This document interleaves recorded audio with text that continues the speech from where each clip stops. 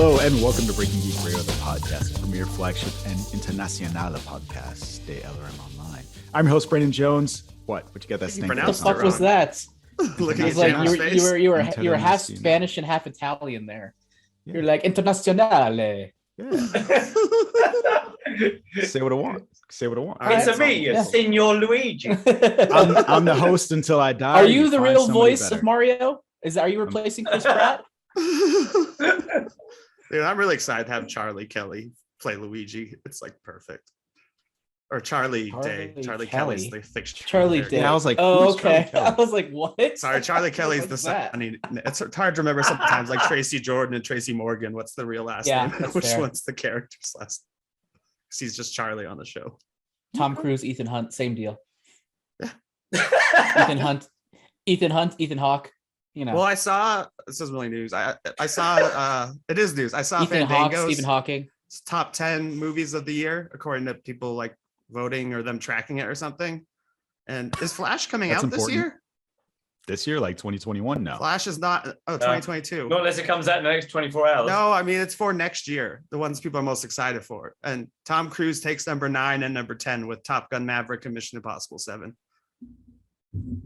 Cool. But otherwise, it's exactly what you expect. Black Panther is actually number 1, and Multiverse of Madness is actually bottom 10. What the fuck? Bottom 5. Bottom 5. I was like, bottom 10. Out of the I 10. don't Out think of the it's 10. right. The bottom half. Right. The bottom bitch movies. Butter's bottom bitch movies. Anyway, we've got a bunch of news. In addition to the news, we will be talking about Boba Fett as well as what were we talking about? Oh, Kingsman. So The King's man. The king. Strap is, in. The king we're is man. going on a ride. King is man.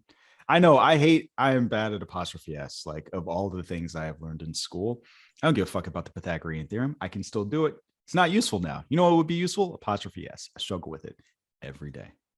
That's like one of the easiest things you can That's know why in I English do the language. write-ups now. That's why Nick does the write-ups now. Anyway, so we had a conversation about The Matrix a couple of weeks ago. Generally speaking, I think we were all pretty disappointed in thinking about it. I dislike the movie more and more, and I like too. the sequels more and more, which is strange. Because while I think that they were disappointing, they are not this level of parody bad. Anyway, The prequels? the They're not prequels, that what? bad. Are you saying the prequels are not as bad as The Matrix Resurrections? Sequels. No, he meant the Reload- two sequels. Oh, after the sequels. I thought you said prequels. Oh, that's a Okay. good direction to go in. Let's make Make them all young. them all young. This is the So I'm holding in my hands the real Matrix 2 and it's Free Guy. It's not, No. but okay. That's the second Matrix movie. There are no other Matrix movies. Shameless. I don't think you know what the plugging. Matrix is. It's not the Matrix because What is the there's a Matrix? real world. In their real world, the real world is a computer simulation. I have one better. that Who is the humans Matrix? that humans inhabit involuntarily by the machines. That's Why not is the at Matrix? all what happens. It's close enough. It It's makes more not. sense narratively than I Matrix agree. 2, 3, or 4. I I should like be Matrix stopping this, too. but I'm just gonna watch you guys slug it out. Sorry, I'm done. one love. Anyway, so one of the questions I asked you guys a couple of weeks ago was whether or not you'd want to see more. The answer was a resounding no, which is good because Lana Wachowski said the same thing. So she was asked a couple of weeks ago whether or not this was going to be the start of a new trilogy, and just like the answer was no, and then she moved away and walked on, which I thought was kind of fascinating. That doesn't necessarily mean there won't be one more. Well, did she say that before or after the box office? Because I think Warner Brothers at this point is looking at like, we'll wait 10 more years and then touch Well, it it. was before. It was before, and so Okay. the point Now I that you think bring Warner up, Brothers agrees with her. well, the point that you bring up kind of leads into another thing. So, Resurrections producer James McTeague talked about the fact that Warner Brothers was going to make a Matrix movie with or without Lana Wachowski, and Lana Wachowski volunteered, according to James McTeague. And so She McTeague, Katniss Everdeen. I mean, maybe this is him talking, right? Unless I hear her say it, I don't know that it's true because I mean, looking it at the sounds movie, like I would have been surprised if that hadn't happened because it's exactly what they had happened Well, to Neo for the looking game. looking make at the it without movie, you. it doesn't really seem like anyway, we'll see. But there's more to the quote. So McTeague went on to say, look, I think when you've had a franchise with as much money potential making as The Matrix, there's always talk. It's the same way with Marvel Universe repeats and turns it on itself. You have Spider-Man, Iron Man, Thor, blah, blah, blah. There's always potential to update those movies just because of the possibility of making money and telling new stories. I shouldn't say it's purely fiscal though, but yeah, look, there were versions out there, but they hadn't landed on the right version yet. So when Lana eventually came back and said, look, I'm interested in making another Matrix movie, of course, they went with the filmmaker who was the genesis of the Matrix. Half. So that's the quote. Half the Just say- filmmaker. She was half of an architect, or if you were to say like one is the oracle, one was the architect, then she was one or the other. Apparently, they need each other like Neo and Trinity to make a good movie. Or like the architect and the Oracle. To be make a fair, good some would Matrix. argue that the architect wasn't in a good Matrix movie, so there's that. Yeah, I would. He's the one of the funniest parts, though. 9. Well, I mean, I just remember. Is it weird that if you remember the I just remember MTV intro? Scary Movie? I was thinking Scary Movie Oh, parody where it's like, yeah, what was it? That was really. Oh, it was George Carlin. George Carlin was in the Scary Movie parody where it had him imitating the architect. He talks about That Pootie was Tang. Yeah, it's like just like Pootie Tang. No, but even better was before the MTV Awards, they like parody a movie, at least they used to. So they had Sean William Scott, and I can't remember who else living, within scenes of the Matrix sequels, including like the orgy and stuff. And they go to see the architect, and it's Will Ferrell, and he's just like saying things like I remember that. concordantly, like he's just repeating those types of phrases. Yeah, I definitely like remember vis-a-vis. Vis-a-vis. I guess my thinking on it is actually it's what we talked about before, and I'll just say it a little bit more expansively. I think the version of the Matrix that we got in this film was basically a therapy session that it should have been written, pushed in a drawer, and then we should have gotten the more commercially viable version of it. I don't. Yeah, the think one that Michael B. Jordan could have starred in, the one that they were working on. I was for a trying to bit. think, wasn't there a reboot Yeah. at one point? They were There was. discussing, and it was Michael B. Jordan. I mean, that's what Yep. McTeague said, right? So McTeague says, hey, there were other versions out there. They were going to make a Matrix movie. And at this point, I kind of wish that they had. Yeah. And Different filmmaker. I'm frustrated because up until this point, I've been like, I don't know if I want one from them because I haven't liked anything that they've done since they did the originals. And yeah, Except for, here we are. Speed Racer. That's the best movie ever. There's that. I said I haven't liked anything. I was No. very You specific. You I forgot was- about I Speed was Racer. I was super fucking. You specific forgot about 'cause Speed Racer. I knew like a goddamn meerkat, you were gonna pop out of your fucking hole and say Speed Racer. Now, I just- what director would you want to do it? Anyone think of a director they'd want to do? I would almost say Matthew Vaughn. Ooh, it's a good question. Chad Stahelski, obviously. Who's that? And He's the he guy would that bring back directs the Matrix he'd bring movies. back good action scenes, which Yeah, were I think completely missing from that's- the past movie. That's Yeah, what really that's the- frustrates me about this. The is pitch that meeting we watched. It's just guy. I didn't even notice it was who- just pushing power.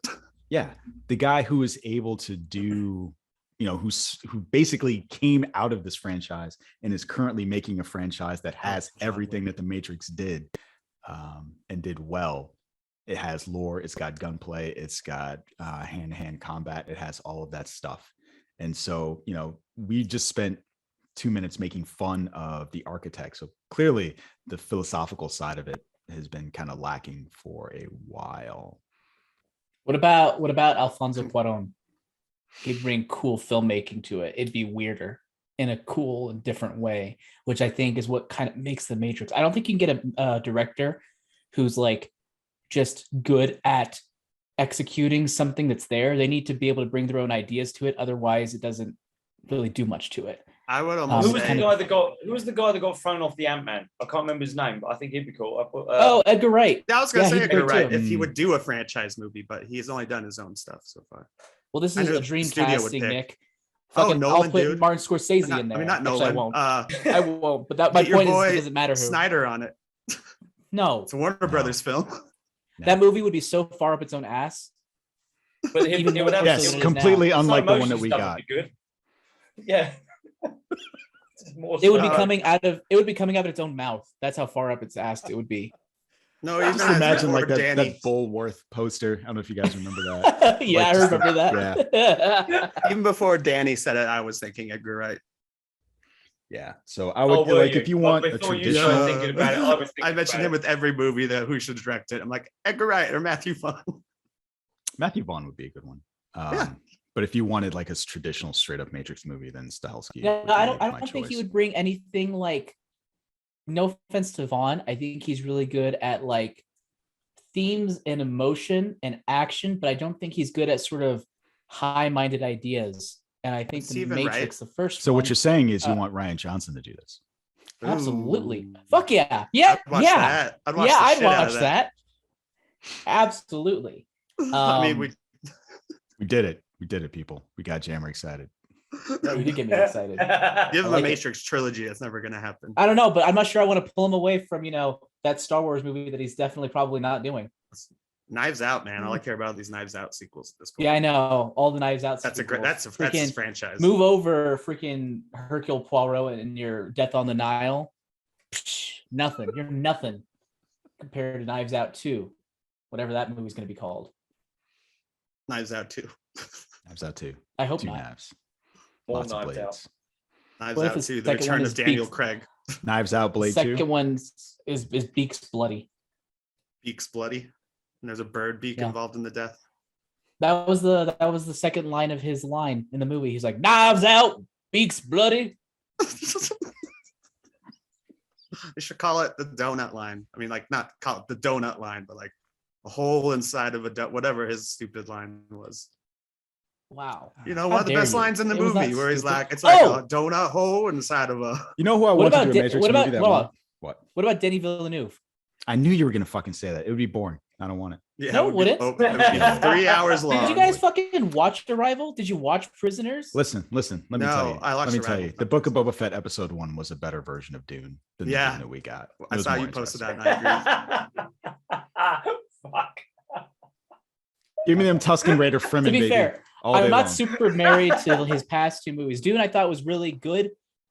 Blade Runner 2049 was boring as shit, but Arrival was fucking. I know. Let's That go was- 3 that movies back belongs- to find the That movie belongs that at hate the Arrival. Library Yeah. of Congress. It Mhm. belongs in freaking Criterion Collection. Mhm. It belongs in fucking all the artsy fartsy shit because it's so good. So you're not wrong. I really do enjoy Rivals or Rival. The sequel So- will be Rivals. It's true. All right, I'm gonna throw out one more, and then I'm gonna be done. The Russo Brothers. No excitement for the Russo Brothers. No, I cocked my head in a way where I'm like, I do. I mean, I'm trying to think of filmmakers who would not just make a really good, entertaining movie. I think they would, but I'm also trying to find somebody who would The depth. really expand on the feel and the high-mindedness and the weirdness of the Matrix, the first one, and I don't see them doing that. But weirdness. I see Did you them see making a great Infinity movie. War or Endgame? Those weren't weird. They have a Hulk. They're fighting a purple alien. But I mean, knows? That's pretty they weird. were handed those cards. They just dealt them really well. That's not right. They were I mean, dealt they were those cards. they're literally they just played handed a them well. franchise. Yeah. Yeah. But I We mean, need the to bring franchise, Marcus there's a and difference between McFeely. Marvel. There's a difference between Marvel where, you have you're a cog in a machine where kind of a story, obviously you can do what you want with the story, but you're handed a bunch of cards, whereas the Matrix, you can essentially start from scratch and do whatever you want. Is Guillermo del Toro sufficiently weird? Ooh. Yes. I don't think he'd do it. But that I would don't be think- awesome. but I It's don't- not but I about don't whether or think not he it's- would do it. God damn it! He's a good choice. He's a really good choice. I don't here's the thing. I don't think his filmmaking style is a good fit. And when I think of him, I think of slow and lumbering filmmaking. Blade 2? That's not slow and lumbering. Oh, but that's also like I forgot about that movie. I I forgot he need to did watch that. it Sure. His I mean, makeup of but his here's the thing. awesome So stuff. I know you don't like Pacific Rim, but I think Pacific Rim Oh, I and hate it. Blade 2. No. It's not about whether or not you like the movie, but it's not slow and lumbering. It's the idea that he No, has it you're right. within him to You're right. make one, like two, the Hellboy movies, super fucking weird, right? So you want Yeah, weirdness, I you got forget your about weird. his franchise movies. You want because of all his your cool stuff. action, you got you some Blade shit. You want weird, look at Fucking Pan's Shape of Labyrinth. Water. Shape of Water, Pan's Labyrinth. Even Hellboy is weird. All of that stuff. So I know No, that he can I think do you're right. action. I know that he can do weird. I know he can do semi-philosophical. I don't know. But I agree. Yeah, I think you're right. I think he'd be have we good. done it? Have we won? Can we move on from this topic? Yeah. I think we've Yes. won. Yeah. Yes. Yes. You know who else won? Motherfucking Spider-Man. So Spider-Man has beat Rogue One and Dark Knight at the domestic box office as of right now, as of what is today's date, December 30th, with $536 million domestically. It is now Sony's highest grossing movie. And that's kind of a big deal. Says Amy Pascal. Thank you, Feige. Thank you, Kevin. Nah, I'm fairly certain that she thinks she did it. So yeah, we've seen some really huge movies come out. Around this time, Christmas time, we've got a bunch of Star Wars movie, but apparently this is just gonna blow them all out of the water. And it's interesting that we're moving on from The Matrix to talk about this, because did we know at the time that The Matrix was being beat by Sing 2? I think we all remember. saw it in ourselves. But you know, Okay. here's the thing. I don't want to talk. I said it. I love Yes. Sing. Sing is I my, like Sing. is my yeah. I'm happy it's doing well. I haven't seen it. I'll watch it when it comes out, you know, on streaming or whatever. But I fucking love Sing. I see it being, you know, great mass appeal compared to The Matrix, which is R-rated, which is fucking weird and also not very good. That So movie could have forces been combined. PG-13. Yeah, you're right. It could have. There's nothing in I there think that even was less really people there was see no it. orgies. There was very little gore. Did they just say Yeah. fuck one too many times in that one? Because yeah, there really isn't Probably. much to it Yeah, as far as I violence. think I said fuck more times than they did. Like, what the fuck is probably. this shit? When What the watching fuck it. is this shit? Yeah. I rewatched Bond, and that still has like the best fuck. Or What? It's just the one Bond, the new Expound. Bond, No Time to Die. Explain as you would a child. That What do you has mean the Bond first has the best fuck in the fuck? That has multiple franchise. meanings.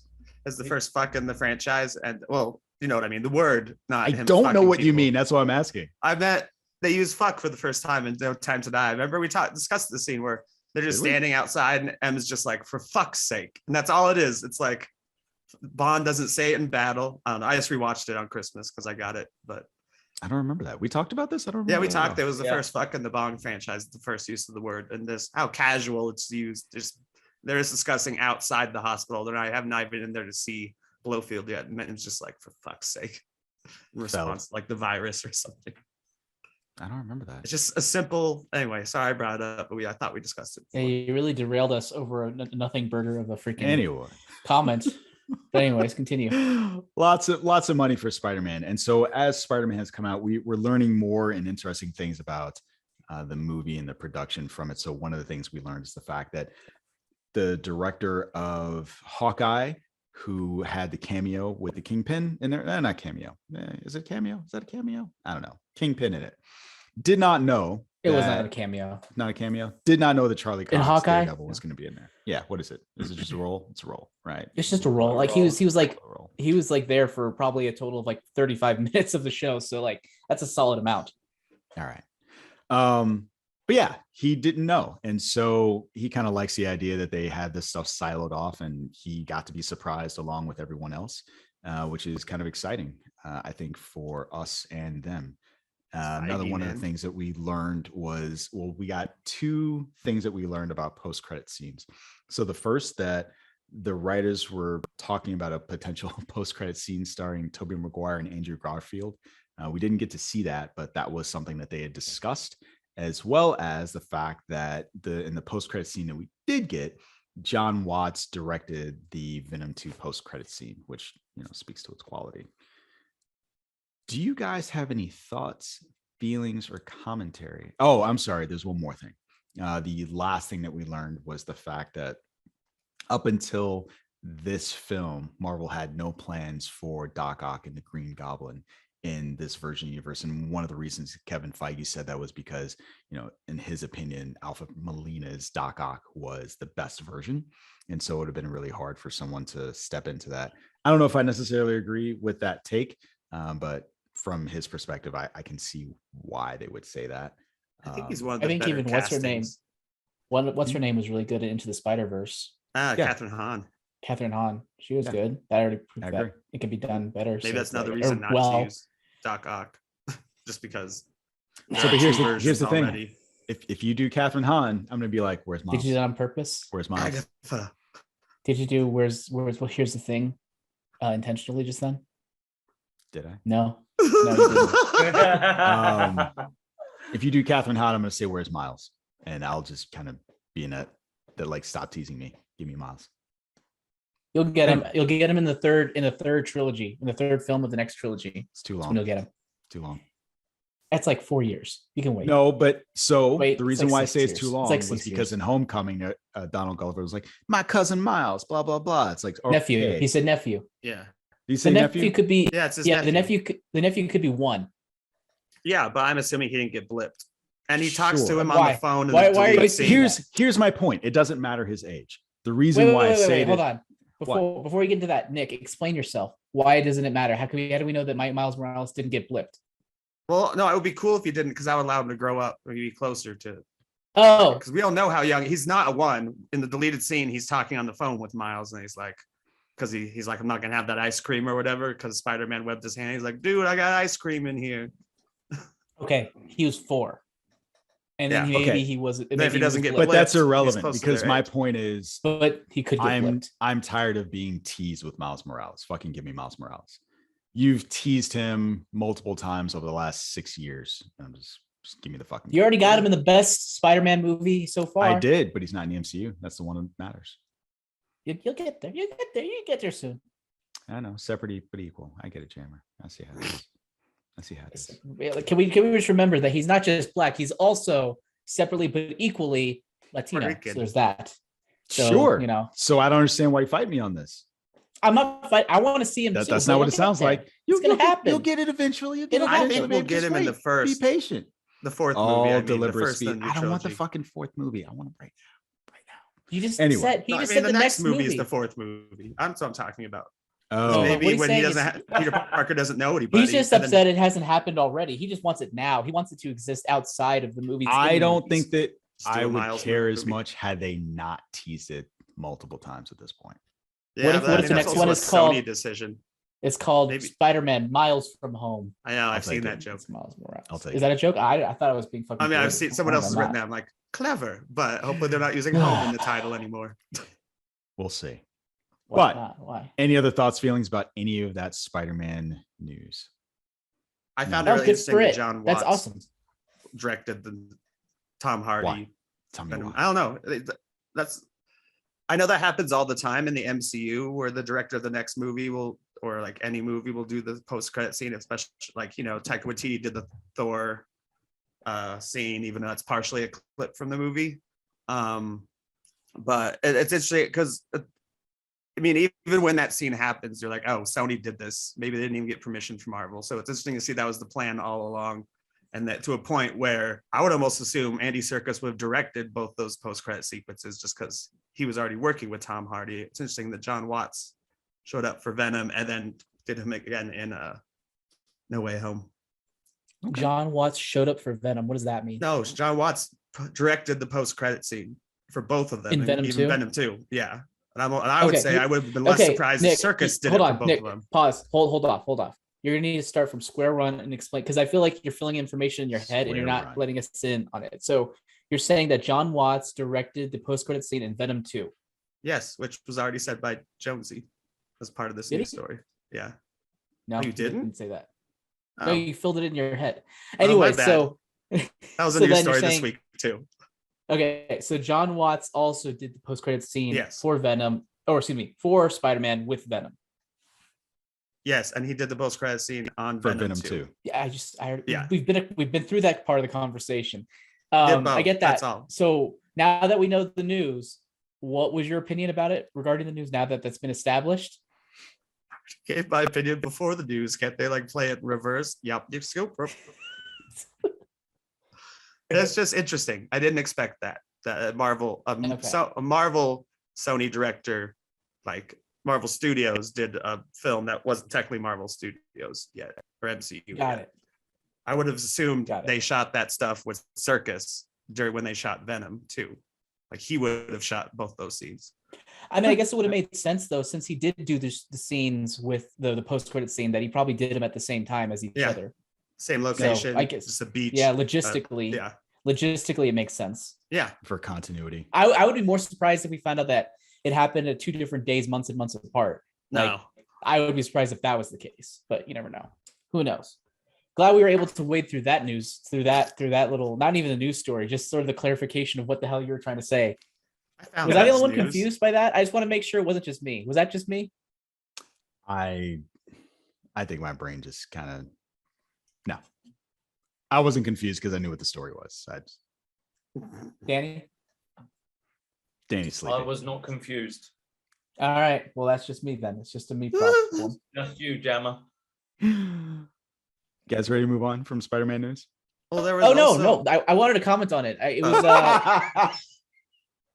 yeah, because I thought it was funny. Like the comment was just like, "You have any more, thoughts about the Spider-Man making $1 billion?" Yeah, I'm surprised about John Watts directing a scene. It's like, wait, that wasn't the news. That wasn't the news story, Nick. But yeah, the $1 billion. That's fucking crazy, especially during COVID.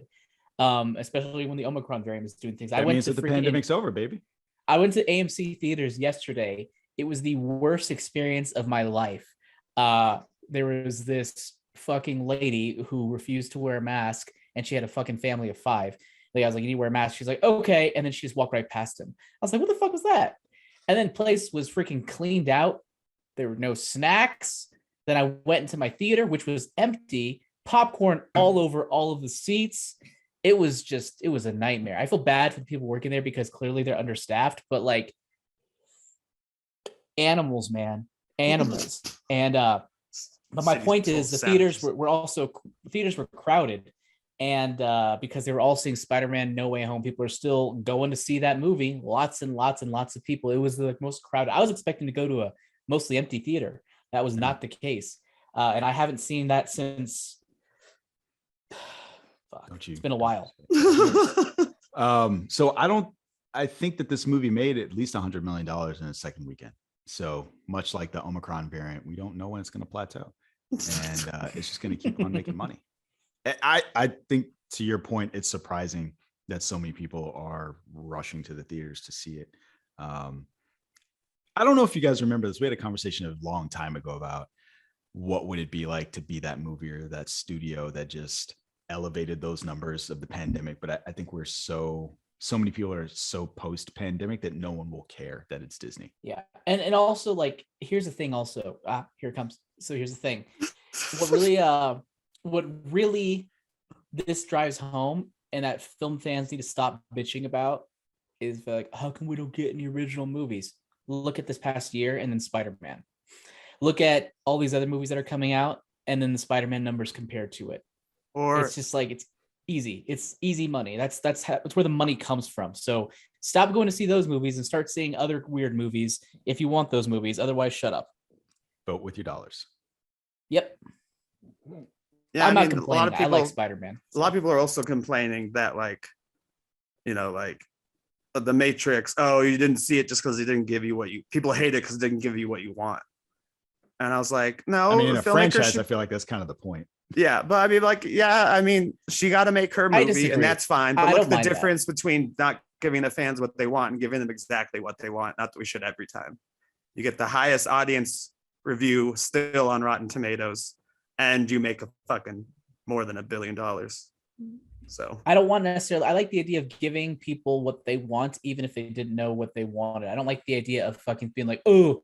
No, you shouldn't cater 100%. Because obviously, because I was right, Spider-Man No Way Home, what has to happen is this needs to happen because story-wise, if it doesn't happen, I'll be upset and I'm gonna say, fuck this movie. I don't know if I think that's true. I think there are, when you go see a sequel in a movie, there are certain expectations.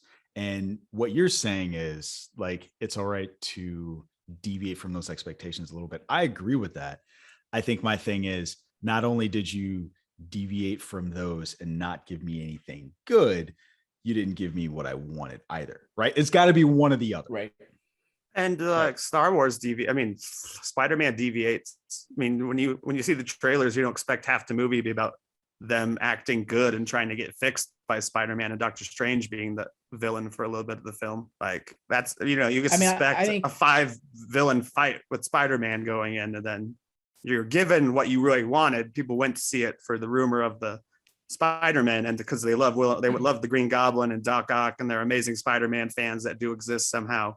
And then, like, it subverts it in a way where it's like, oh, it's not just a big old battle of Spider-Man versus the villains, he's like, I want to help the villains. I want to try to fix them, and then it backfires. Like I never would have I can't expected say that plot it's- point. I don't But think I can't it's say quite it's- that 1-to-1. Okay. Well, I was just gonna say, even without the plot that you described, Nick, there is let's see, there are flavors of what happens in the Matrix that were completely absent from the Matrix. Everything was worse than everything that we've seen. Even the disappointing sequels had everything that we've seen from the first Matrix movie in terms of the gunplay, the fight scenes, the music, the fashion. All of those things were present in Matrix 2 and 3 and were completely absent from 4. And then we also didn't get anything else. Even if the plot was slightly different in Spider-Man, even from the trailers, we to some extent knew what we were getting. I don't think Homecoming, Far From Home, and No Way Home are that different in terms of what happens to Spider-Man to some extent. The scale of No Way Home just blows the other two out of the water. But I think in terms of what audiences expected, based on like those criteria that I gave, were all present in all 3 movies. I know. They gave us enough of what we wanted that we overlooked plot holes, and fans weren't upset. They're like, wait, why isn't he fighting these guys? Like what? Like Electro wants to be healed? You know, that's not the plot anyone expected, but everyone loved what they were given so much. I don't see people bitching like Spider-Man would never do that, or like, so everyone's so happy. You don't really have any kind of Last Jedi divide, even if the character acts differently than you would expect. Why did you do that? I'm not taking the bait. I'm not taking. No, No, I'm not it's taking the just bait. the example. It's just Not the taking example. the We're not bait. talking Why'd you about bring it any it up? further. Never bring that up ever again, unless you're ready to discuss it. Just saying. Gotta control yourself, Jabber. Just don't be triggered No. by 3 words or 2 words. Anyway, any other thoughts on that stuff? Jammer, have you even actually given your opinion yet? About what? So lots of money. Anything else? Good for it. That's Okay. exciting. It is an interesting sort of crossroads between doing stuff that is both good but also happens to fall in line with what fans want. That's ideal if you're able to do that, but I don't necessarily think needs to be a dictation of how all studios need to do stuff in the future in terms of their storytelling, because I don't want all movies to be sort of dictated by like, oh, fans want this, so let's give them that. Which is Like, funny though. yeah. I don't know that that's so much a fan thing as it is a studio thing, where the studios are like to your point, look at how much money they made. I want that. Okay. No. So I don't. You have to allow. I don't understand what you mean. The studios will see how much Spider-Man made, and in trying to imitate that, they will think that that is the thing that people liked. And to some extent, they're right, but Already they getting the will Flash, they will let's see get that Batman. that mix wrong. They will get that formula wrong. Yeah, Like the the fan Deadpool service. The fan service stuff was good because it was held up by mostly solid storytelling. Yeah. And you can't forget that aspect of it. That's like the most important aspect. I think. Yeah, that's But, why I think it's so you know, powerful but then at the box again, office. Word of The mouth. Last Jedi proved otherwise. You know, Fuck. that some Danny, fans don't care about good Do storytelling. you They have an just care opinion about about any of getting the their stories fucking that we had fan talked about theories as they relate coming to fruition. Spider-Man? Can you I'm just mute gonna keep Jammer? talking through it. I'm just gonna keep talking through it. I'm just gonna power through like a Green Goblin. I'm happy to sit here and listen to you guys go over. I've got a few theories and things about the money being made and stuff. Did someone mention it was $1 billion? Because I thought Jonesy, Yep. you said 5.5. So that is domestic. 500 something. Yeah, that's domestic. domestic. International. But it is made internationally. It's made over $1 billion. Yeah, because I think I'm not that surprised by that, because the rest of the world, or majority of the world, has been much more open than the US has been, certainly as far as being That's out not to true. cinema and stuff. Yeah, it is. Now the world's been the US has been open for fucking ever. They've But fucking licking sidewalks you and guys have toilet not been seats. going to the cinema. You guys have not been going to the movies, but people around the world have been going to the movies. The big numbers. I guess think so, James Bond was a signpost for it. When was that going? You tell me. Show me the numbers for the US compared No, to. you're right. You're right. The numbers reflect that. I'm just bitter about people walking around without masks on, rolling around in the dirt and licking my doorknob and running away giddy and trying to get me COVID. That's all I'm What's going thinking on about. in No your big life? Don't deal. talk about your dog that way. Did you just turn around? Is Oliver there? Yeah, I was looking at that dog's over there. He's asleep on my bed. So Danny, I'm sorry. Go ahead. You were saying $1 billion. Yeah, so I'm not surprised by the big numbers. I think James Bond opened the doors for us because a lot of people were happy to go to see the big screen again. And I think that showed that things were a little bit better. So when Spider-Man came out, a lot more people were happy to go and see it. Plus, it was all those great things that you guys have just been discussing. So I don't think it's Disney as such that has made the everyone wants to go back to the movies. I think it's been a slow burn. And those films that haven't been, should we say, the films that show the stuff that people want, like the Disney Marvel films, I think those other films did pave the way, but they weren't as popular money-wise because they were kind of like a more niche market. Not everybody wants to watch James Bond. Certainly not everybody wants to watch. What are you talking Dune. about? Everybody on this podcast loved Eternals. Well, this is true, but it's all been like a gradient leaning up to this big movie that this one is. I was hoping that this was going to pave the way. This new variant of the thing that we cannot talk about, otherwise the podcast will be shut down, might affect things. But we're on the way up now. We've got those big films next year that Nick mentioned earlier, the top 10, and I think all of those have got a chance to be in 500 million plus next year. I think you're optimistic given Omicron's happening, and who knows what that's going to bring. I mean, Yeah, Omicron is that's- happening I said right the now, and Spider-Man's Yeah, just over throwing these this last $1 billion few in your face. But it is, I but mean, it is next- Spider-Man. It's the biggest Marvel character in sort of one of the biggest culminations since Spider-Man. Endgame, and I think it's the exception. I don't think this is going to be the new normal. I think this is going to be the exception for at least this next 6 months. Well, I mean, Batman's going to be. I bet Batman can make $1 billion. Not as fast. Yep, me too. Yep, I me think too. It depends, Doctor A, Strange and how- Multiverse of That's going to be Madness. what, PG-15 or restricted? I think that's Yeah, going to it'll be be higher. 13 here. There's no way they're I think doing an it- R Batman. They tried that. It'll be a 15, But, like- though, right? We do It'll be 13, so PG-13, PG-13. Yeah. PG-13. Oh, really? Yeah. Yeah. Okay. We have 13. Yeah, and we R. don't give a shit what the 13-year-olds see. You're a teenager now. Okay, fair Yeah, enough. you're a man now. But I do think that will be 750 plus. Yeah, I think that's a safe bet. I will say that depending on quality. Mm-hmm. And also What do you mean depending that first on week with the word of mouth? other variants as well, how There those is things that, pan yeah. out. What kind of variants? COVID variants, of course. That's what I'm talking about. I do think variant should be the Not word of the deviants, year. variants. Doesn't Webster pick a word of the year because it both applies to Loki and COVID? Good idea. I'm like, when I hear that the word variant, I still think Loki before I think COVID, even if it's a COVID story on NPR. Was Karen of the Word 2020's word of the year? Maybe. If I it have no wasn't, idea. What if they call the next variant Loki? After The Loki variant. Loki. Do it for the fan. I don't know if the CDC Well, is he's the that god of whimsical. mischief, and he's certainly pissing people off. I don't know. We'll see. Guys, What's ready to move next? on? Yeah. What's What's next? next, Johnny? 2020, we got 2021 some- already has a word of the year. It's vaccine. Vaccine. What's 2021? Did it have? Are there any front runners? So that's what I'm saying. 2021 is vaccine. Yeah, I know Oh, they've it's already vaccine? picked it. I said That's look it up. lame. That's lame.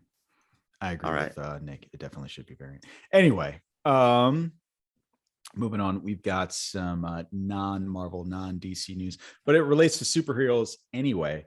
Dwayne "The Rock" Johnson responded to Vin Segue. Diesel's chiding with regard to his return to the Fast and Furious franchise. So when he was doing an interview with CNN, Dwayne Johnson said, "I told Diesel directly that I would not be returning to the franchise. I was firm yet cordial with my words and said that I would always be supportive of the cast and always root for the franchise to be successful, but there was no chance that I would return." He went on to say, "Vin's recent public post was an example of his manipulation. I didn't like that he brought up his children in the post, as well as Paul Walker's death. Leave them out of it. We had spoken months ago about this and came to a clear understanding." All I have to say is me and The Rock see eye to eye. Yeah, that's He's like exactly what we 5 said. feet taller than me. Yeah. Yeah, just I was like, about to make the same joke. were you? Great mind. Yeah. I'm gonna throw it to you guys first. Go ahead. Let me hear things. mean, it's I don't think exactly anyone what on we this podcast discussed. disagrees. Yeah. Yeah. Like we said, that was how it felt when it happened. Yeah, it just felt so icky. I'm surprised it just took The like Rock that- that long to come back and be like, "Hey, Well, don't I'm you just do that happy he shit." said it. Yeah, me too. Well, he didn't come back. It's just he was out there promoting his existence. And they And probably then asked he him just about he what probably about asked Fast him. 10? Yeah. How's your buddy Vin? Exactly. Hey, look, Exactly. we ain't buddies. We're family. Yeah. And I think that just speaks to the difference between the two of them, right? So there was not a need on The Rock's part to come out there and say, fuck you. How Yeah. could you do that? And he waited until the opportunity was there to voice his opinion about it. But yeah, I agree with him 100%. All of what Vin Diesel Mhm. said in that initial post sounded very icky to me. I did not care for it. So yeah, Yeah, Good on you, Rock. we agree. Good on you, Rock. good on your Rock. Yeah, Rock. Yeah. Guys, ready to move on? Yeah. Let's talk some of the top 10 most pirated shows of 2021. So there's a report by Torrent Freak Foundation. They're one of the folks that talk about this. And so they have a list of the top 10 shows that were pirated in 2021. And so I was going to like do a countdown and slap it. That would sound terrible to somebody. So at number 10, we've got Amazon's Wheel of Time. Number 9, Netflix's Arcane. At 8, Cartoon Network Rick and Morty. Number 7, Apple TV Plus's Foundation. Number 6, Disney Plus's What If. Number 5, Disney Plus's Hawkeye. Number 4, Falcon and Winter Soldier from Disney Plus. Number 3, The Witcher from Netflix. Number 2, Loki from Disney Plus. And number 1, WandaVision from Disney Plus. And Disney people is sounds are still fucking complaining. out here. People still complaining that like people aren't putting original movies. This fucking pirate list proves people don't give a shit about original properties. I'm I sorry. don't know if Even I when think it's that, free. so when you say original property, Arcane, right? That's one. That's not an original property though. It's based off a video game that It's lots based and on a lots of video people game. play. I But mean, even if that's that's the case, that's one. That's one of 10. It's the most original of all of them. I mean, but here's the thing: if I'm stealing Hawkeye, I have to know what's going on in Falcon and Winter Soldier and Loki and WandaVision. It's a package deal, baby. It makes more sense. I'm than not. stealing I agree with you. I'm with you. I'm in favor of these big blockbuster things. I like them. I'm talking to those people who hate them. Rick and Morty's complain about original. them. So 8 and 9. Mm. So That's long Rick and Morty's not running at original. this point. No, it's not. That's a long running show. That's not an original thing. It's a long It running was show. original. Yeah, now That's like it's saying a that's like known saying quantity. that's a stupid. No, that's dumb. It's like saying oh, What? Friends is in its 8th season. That's an original thing. It's like no, it's fucking Friends. It's been around for 8 seasons. Completely It's its different. own it's an original franchise. property, though. Yeah, it's its own franchise. It's No, but It's that's, not I'm even a agreeing with franchise. Jammer when I It's say its that. own property. But this late Rick and Marvel is its Morty, own property. yeah, Fucking that doesn't mean anything. it's also part of the pop culture zeitgeist. Disagree. If in it a was the big first way. season, I would agree. But it's like 4 or 5 seasons deep and pop culture deep. It's not an original property anymore. So Foundation, no, I don't even know. That's based remember based what on a that book. is. Yeah. it's based on the Asimov. Wheel of book. Time's book, right? Yes. So you're saying that if it's based on anything, doesn't count. If it has an existing fan base, it doesn't count. Okay, interesting. Well, the question is, Disney Plus is one of the cheapest streaming services. Are these people who are like, I hate giant corporations, I'm sticking it to Disney? Or they just Yeah, really don't probably. want to pay like $5 a month for another streaming service? They but can want- Probably a mix They of can but pay love for Marvel. fiber, but they don't want to pay for Disney Plus. That's how it works. Do you think if this was a year with The Mandalorian would be on that list as far as Star Wars? We didn't have a Probably. Star Wars show this year Probably. except for Visions. We'll probably see Book of Boba Fett soon rise to that list. Yeah, next year's list. Yeah. But actually, so I'm about to kind of eat my words because speaking on the same subject, movies, the top torrented movies for this past week. Okay. The week ending December 27th. Number 1, Matrix. Number 2, Spider-Man. Number 3, Resident Evil, Welcome to Raccoon City, which I didn't even realize was out. Number I 4, saw it. Venom 2. Number 5, Don't Look Up. Number 6, No Time to Die. Number 7, Encanto. Number 8, Dune. Number 9, The Last Duel is on the list. which Oh, I Ridley think Scott's that's getting some original, love. right? I think that's original, right? If I'm not mistaken, that's not based on anything. I thought it was based on a true story, which makes it original. Yeah, I think it's original. I don't think I don't know if this story has an existing fan base. I don't know. No, it doesn't. But Apparently, it I'm a does not. big fan of this. I'm a big And fan of Ben Shang-Chi. Affleck's look in that movie. There you go. That's one of the reasons why I'm not sure about watching it. Like, I don't know if I could watch this and take those guys seriously as not, in a modern movie. It's hard for me. But anyways, What was number an 10? original slipped in. What was number 10, Gemma? Shang-Chi. Oh, okay. Some of those surprised me just because, Don't Look Up surprises me because Netflix is the one that everyone does seem to have. You know, Not anymore. Not anymore. This is changing the dynamic. Yeah, the winds have changed. good I wonder movie, if by we the were way. to I look watched at, Don't Look Up. at what's it called? The market share of streaming services. I'm wondering what this year looks like compared to like 3 years ago. Yeah.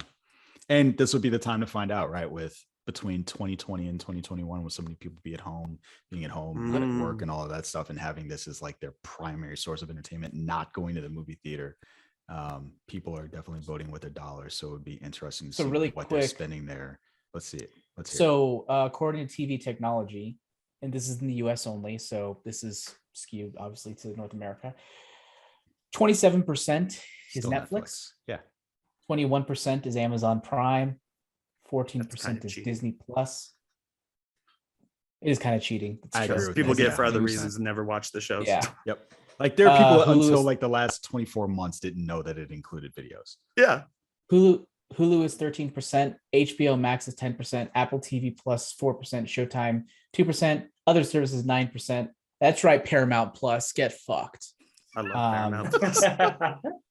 So To be Paramount fair, Plus do and you like- Peacock do are you both like- part of that 9%. Do you like Paramount Plus or do you just like Star Trek? Oh, I watch like a Star lot of Trek. other shows on there. But yeah, Star Trek's by far the Oh, do best you? thing they have. Okay. Yeah. I've watched a lot of What else do they comedies have? that went straight there. Like I don't know. I've watched a few shows. I really want to watch Mayor of Easton or whatever it's called, the Jeremy Renner like mob show. I'm kind of And I'm gonna- surprised that. Sorry, go ahead. Oh, well, I'm going to go ahead and nope, this is the wrong graph. Sorry, I Alright. pulled it's music subscription. So While you're looking for forgive the me. right graph, I'm kind of surprised that it's only 27% for Netflix because there is a synergy between Disney Plus and the MCU and Netflix that we didn't talk about in the show. And it was the fact that between Charlie Cox appearing in this last Spider-Man movie and the Kingpin being in Hawkeye, it pushed Daredevil to the top 10 on Netflix. Symbiotic relationship. That's right. Not the bad Symbiote. kind. No. Um, Synergy. Not so- the protector kind. Not the lethal protector kind. So Amazon, Netflix. Okay, so it looks like getting some contradictory information here, but I think it's because this is a different time. Blah, blah, blah. Okay, so last year it was at 29%, so it went down a bit. Netflix's market share. What ate its market share? Can you tell? Probably What? Disney Plus based on that time. Oh, I don't know if I could tell. I don't know if they know where they went, but they just know what they are. Well, what you because- should be able to see is what existed I got- last year. And what, I'm getting okay. some shitty information here. So it's Well, like, and I'm also I getting from think- two separate sources where I'm going to articles from like 2018 Yeah, and yeah. then articles from 2021. So it's like, I can't really look at them directly unless I were to have done this in advance and be prepared, which I wasn't. So Let's move on. Let's move on. So the Book of Boba Fett came out this week. We got episode 1. It was a svelte, 45 minutes? I didn't look at the time Um, and it actually went by pretty quick. I was shocked. Yeah, because I don't think it was particularly long. But yeah, you're right. It did go Covered a by lot of pretty ground quickly. too. Do you want to do this? Go ahead, Nick. Let's hear it. Sorry. No, I was no, getting to my no. comments early. Nope. Go, Nick. Are there ratings or anything out for it that you have to give us? Go ahead, Nick. No. So what did you guys think about the Book of Boba Fett? Bubba? I've always called him Boba. Bubba. It's not Bubba. It's Boba. Hey, Bubba. Boba. Hey, Bubba. Yeah, Boba. I don't know. You lead this. I didn't watch the Book of Boba Not Fett. you. So there's my contribution to the Okay. conversation. Actually, you know what? I think it could have been better. Fuck yeah. You could say that about anything. I think even I have no Spider-Man No idea. Way Home could have been better. But he'd be right this time. So the Book of Boba Fett dropped this week on Disney Plus. It is the spinoff to The Mandalorian. It is not a replacement for Mandalorian season 3, but it kind of sits where it would. Right now, this show with only one episode has an average Rotten Tomatoes score of 75% from the audience and an 83% from the critics, which I find to be interesting. So the critics were in this thing's corner. It's not a huge difference, but it's big enough, 8%. Danny, I think that I was not looking forward to this as much as anybody else. And so Danny, let's start with you. What'd you think? What'd you feel? How'd it go? Yeah, my initial reactions was one of slight disappointment, if I'm completely honest. I am more of a Star Wars person, so this one I certainly had a lot more enthusiasm running up to it, and when I sat down to watch it, I loved the opening. We're obviously going to talk a little bit more detail about the episode. I loved the opening, and then as the show went on, I found bits that I was thinking, this is fucking good, and then I was thinking, this is fucking shit.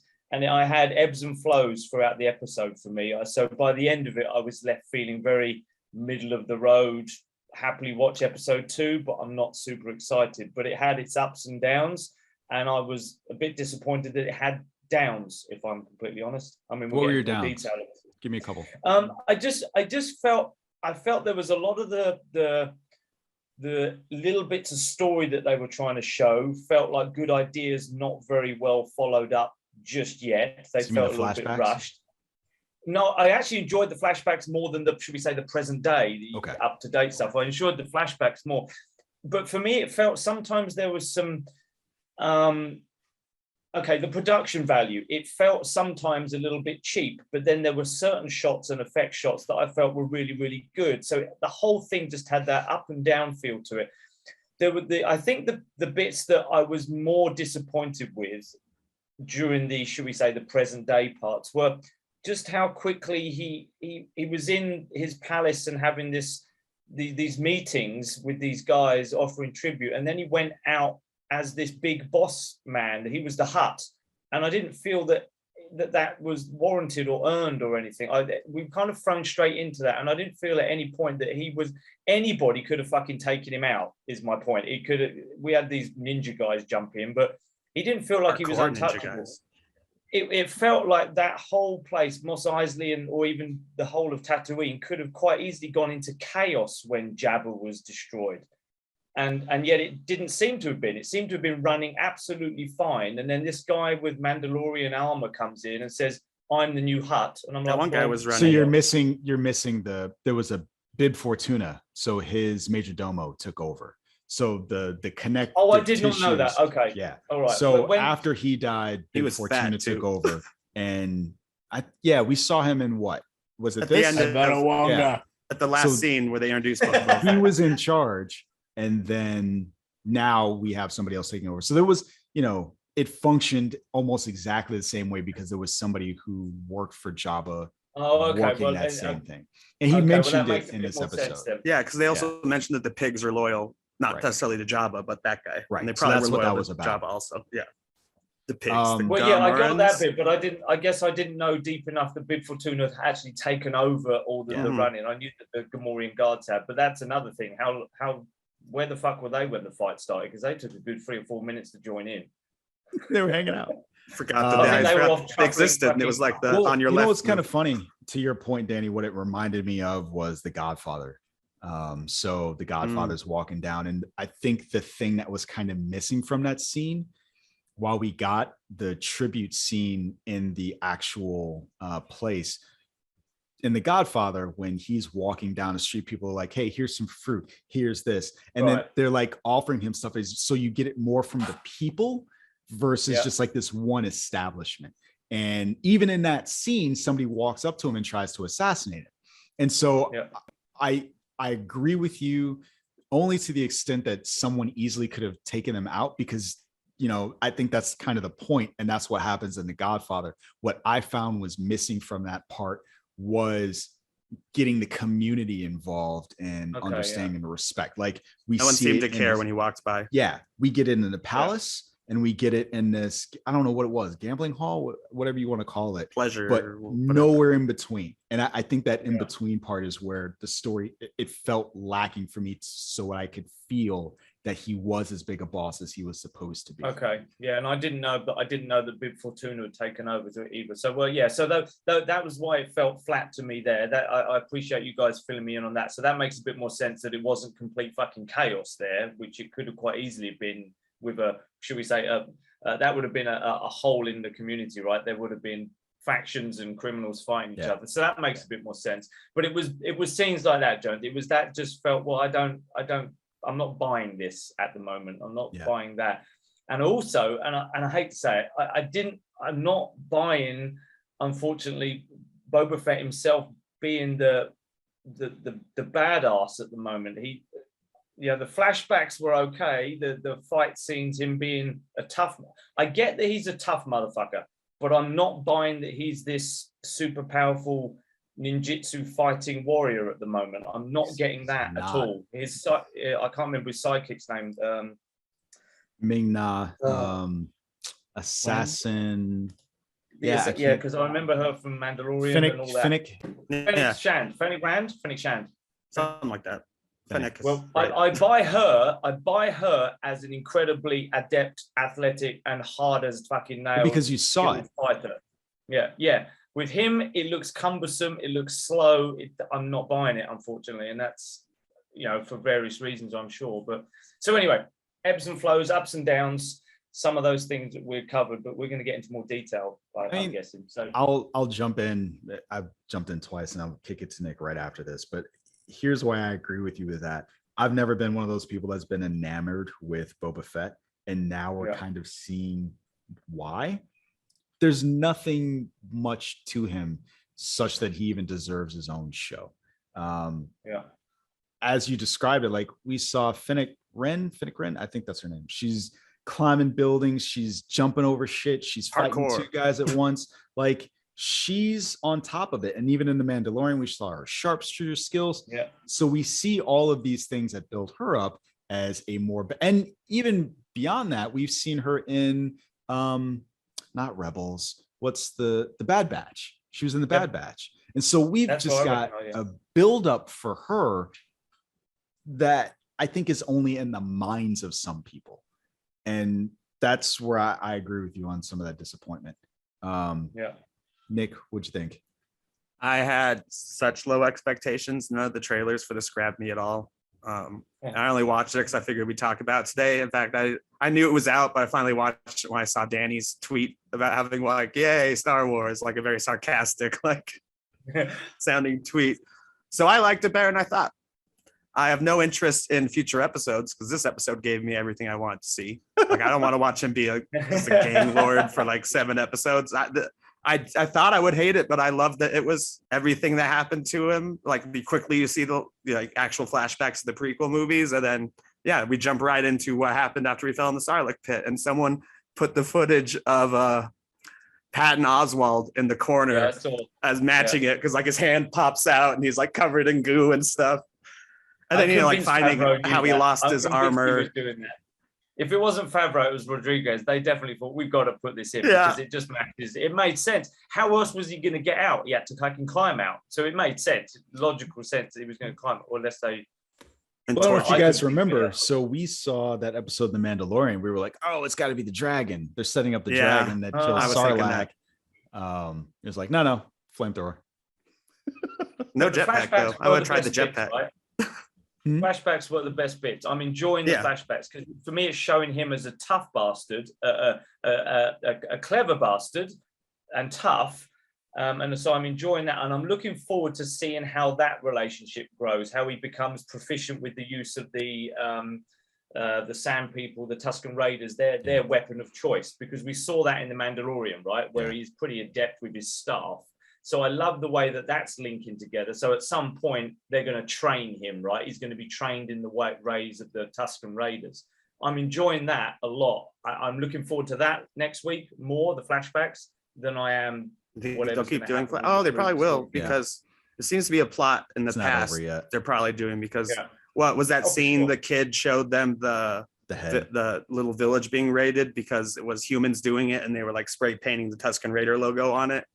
So they're gonna deal with. It's just like they actually dealt with that in episode 1 of The Mandalorian season 2. But I think we'll be seeing more of that. They kind of dealt with it in A New Hope, baby. Right? Yeah. But we're now finally seeing besides between The Mandalorian and this, we're learning a lot more about the Tusken Raiders, which I think is pretty cool. Like their language, the dogs are back from The Mandalorian, and like they're digging for those water things that are like just a few inches under the sand. You don't need to fucking dig. You kick them over. The kid dumping it in the dog's mouth. That's like, I just want some water. Well, it'll be interesting if they kind of rewrite the narrative of the Tusken Raiders, right? So at this point, none of the attacks that we've seen by Tusken Raiders have been done by Tusken Raiders. It's always humans pretending to be Tusken Raiders, which I think is a very interesting. Pot racing. They were just shooting them for some reason. That's not like, so here's my and the take attack on Luke. So here's my take on both of those. Oh, on Luke. Are you talking about? What I think is happening is there's a territorial thing there. I think that there is a space that you stay out of. And as long as you aren't there, you are fine. And so the idea of them going out to these villages and killing Beru and Uncle Owen, or going out to this dude's house, like that's not what they do. They attack people who encroach on their territory, which is different to me. And so very much cowboys and Indians in quotes. And so it's interesting. The savages and the very specific, like what is their code? And so I like how it's being developed over these years. And so Danny, what you brought up about, seeing those flashbacks, my biggest laugh of the episode was when the kid comes running in with the head. And then the Tusken Raider gives him the water. And like, I love that scene. It's like, I know that fucking kid didn't do that. He doesn't look at him, he doesn't do anything. He just like hands him the water. Like, thanks for saving this fucking knucklehead kid. For me, I thought the episode was good enough. And it was moments like that, because it came right at the end, that made me want to see more of that. The present day storyline, I guess. But I am more interested in seeing that develop and seeing what happens there. But we'll see. Go ahead. I was going to say the last thing I'm interested in seeing is how this leads into The Mandalorian season 3, which we're getting next year. My most cynical point is just, it's more of a jokey insult than an actual insult. I tweeted it where it's like, what? Like, why even bother doing parkour in movies after Casino Royale? That was the best parkour scene I've still ever seen in my life. And there's character in that scene too. They established the difference between him and the terrorist. When the terrorist like jumps over a wall, and Daniel Craig runs right through it. And this, because it was pretty cool parkour in this.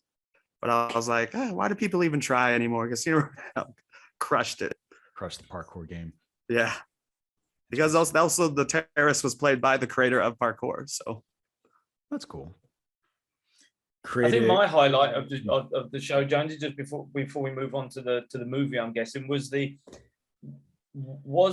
few little nods and winks to the things we know, the little bit of fan service, but the remix of the song that we're all familiar with. Cantina theme song.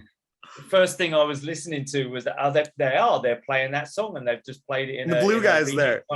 Yeah, I just love that. I thought that was great. A meme where it was the blue guy, and then they put the Return of the King like title card under it. Well, it's actually the different band, because the band that played it, that's Cy Snootles. That's the band from Jabba's Palace. Yeah. But the original band was, I forget the name of it now, though, from the original. Well, that was a different town too.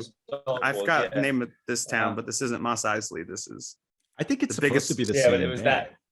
It was that. I think it is too. I was always thinking it was the same band, but it was the original band had all the same looking band members, right? They were all of the same species. Looks like they joined forces with Jabba's band. Yeah, I like. Anyway, that was it.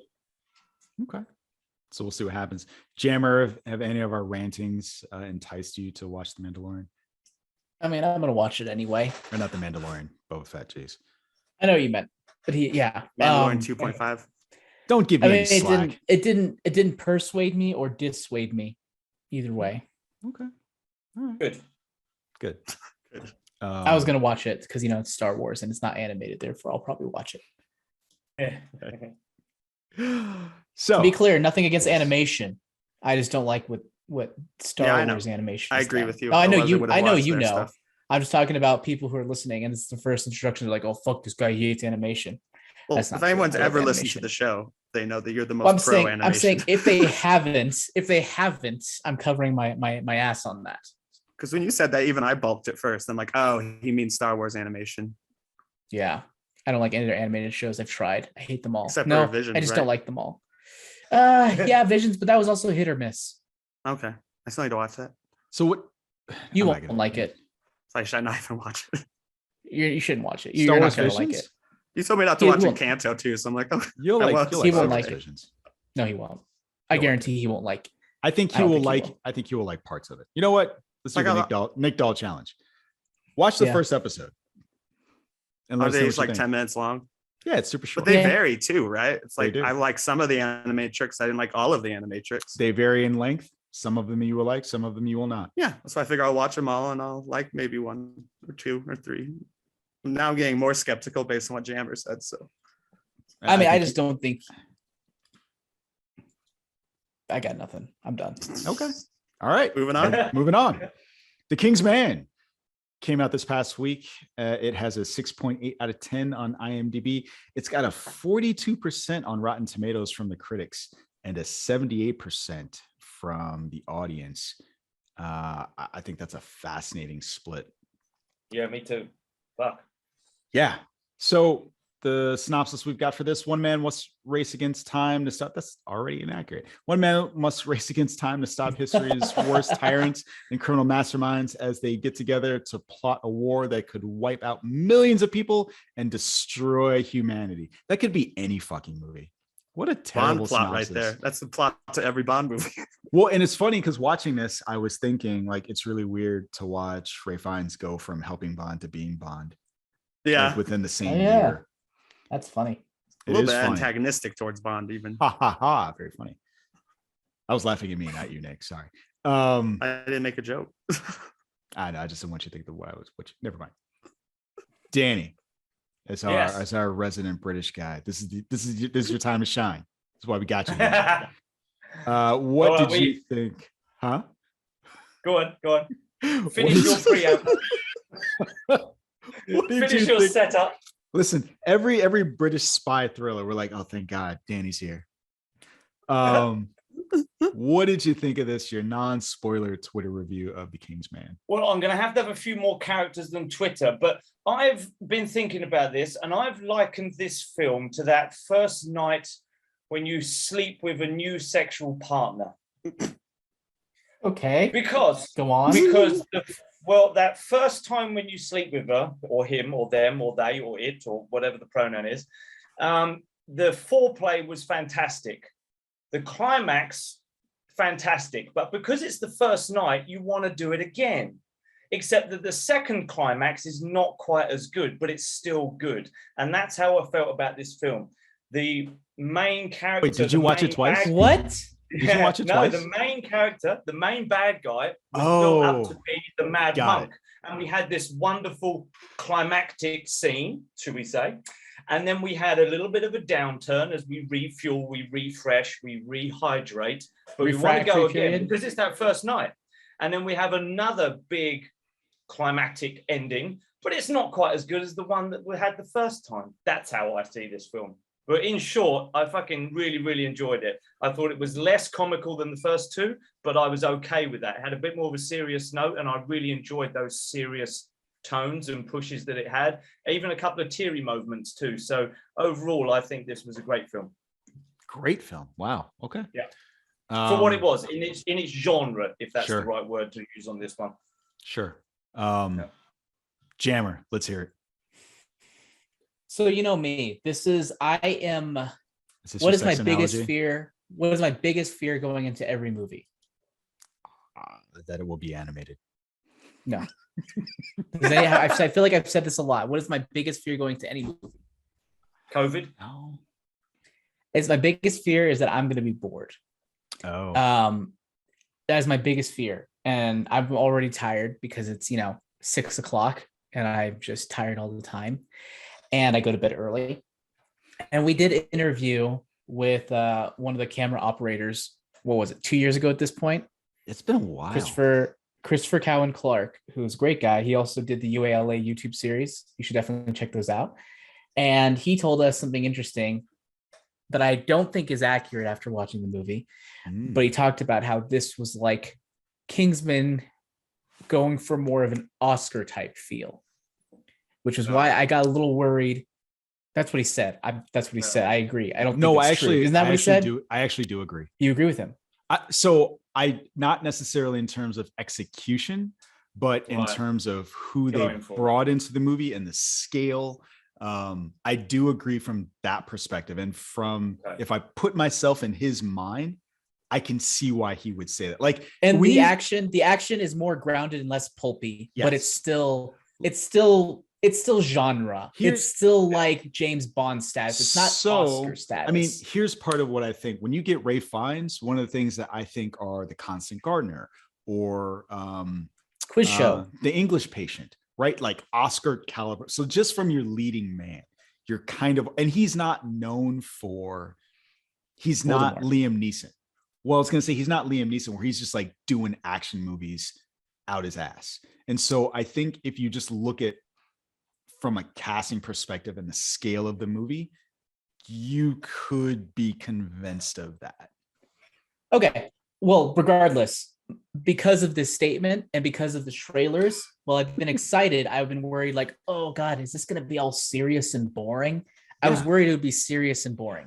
And I think it was not serious and boring. You said it was not? Correct. It was not serious and boring. Here it has its serious. Here's the thing. It's not to the thing. It's not serious. It is emotional and it has stakes where it needs to be and it's serious where it needs to be. But overall, I would say it is not a serious movie. It still has that tongue-in-cheek Kingsman vibe, but it's kind of dialed back a smidge, so it's a little more grounded. A little less cartoony, but it still has that flavor there. No weird sexual jokes. Right, and the weird sexual jokes. That was just like it's still there in some capacity. So my biggest fear, going back to what I said, was being bored. I was not bored. I was very entertained throughout the entire movie. I had lots of fun watching it. I went through sort of a whirlwind of emotions on various ways. There's a certain part of the movie that had a huge what the fuck from me. And I felt like a weirdo because I was in the theater. There was probably like 5 other people in the theater. I was the only one reacting to things. I was probably that weird guy going, oh, at certain points. And no one else was doing anything. I'm like, are you guys watching this movie or am I just watching it by myself? But yeah, it was great. Like a lot of emotions. And I have to sort of put an asterisk there. In like the past 2 months, I've had 3 family members pass away. And there are literally just certain things that happen in the movie where I would just like start tearing up. And when I got home, I basically was a fucking mess. I think it had more to do with my personal life, but they were like certain things that were happening that were triggered by this movie. So whatever my review of this movie is, it's definitely skewed by that. And so great movie. It had really great stakes, had a lot of twists and turns I didn't expect. It was not boring. It was a lot of fun. So yeah, I really liked it. I thought it was a really fun time at the movies. I'm really happy I saw it and I can't wait to watch it again. I think I will. It's not as good. It's not as good as the first one, but it's definitely way better than the second one. That's good to hear. I think I'm going to jump off because you guys have kind of what I've been listening to. I don't want to hear the spoilers because it sounds really good. You probably, that's the thing is you thought it was going to suck. And I kind of was worried it was going to suck. I wasn't that excited for it until you said it's better than the second one because I even liked the second one. Oh yeah, it's better. The second one, yeah. Okay, so I'm gonna hop off then, guys, so you can go into full spoilers because I really want to see it now. So, but to be clear, listeners, we're not spoiling it yet. We'll let you know when we're gonna spoil it. Yeah, I'm gonna do my reaction and then we'll jump into spoilers. Okay, and then we'll spoil it. But anyways, have a good one, Nick. Bye, guys. Happy New Year. Happy New Year, everybody. So I am in agreement with what you guys said. I did not look at what the Rotten Tomatoes score was, but someone did tell me when I told them that I was going to go see it. They were like, "Oh, that hasn't been reviewed very well." And then after the fact, I saw, and I am incredibly shocked by that 40-something%. Me too, because I actually didn't see it until after I left the theater. I was like, that was good. I'm excited. What was it? 42? Huh. Okay. What the fuck? Yeah. Yeah. I mean, I've already come to terms that I don't agree with most people about anything, so it's not a huge shock to me. Well, I agree and I disagree. It's like from the critics' perspective, I don't know what people were expecting from a Kingsman movie, because in watching this, there was nothing to me objectively bad about it. And so from that perspective, that was weird. But anyway, my reaction was I really enjoyed it. And like Jammer, I feel as a parent, there were things that got to me that probably shouldn't have in this kind of movie. And just like the reaction that Ray Fiennes was having to Harris Dickinson, his son, and the conversations they were having, and some of the back and forth, and even being in the military and having those conversations about what it means to fight and die for your country. And like all of that stuff just resonated with me. And to your point, Jammer, about it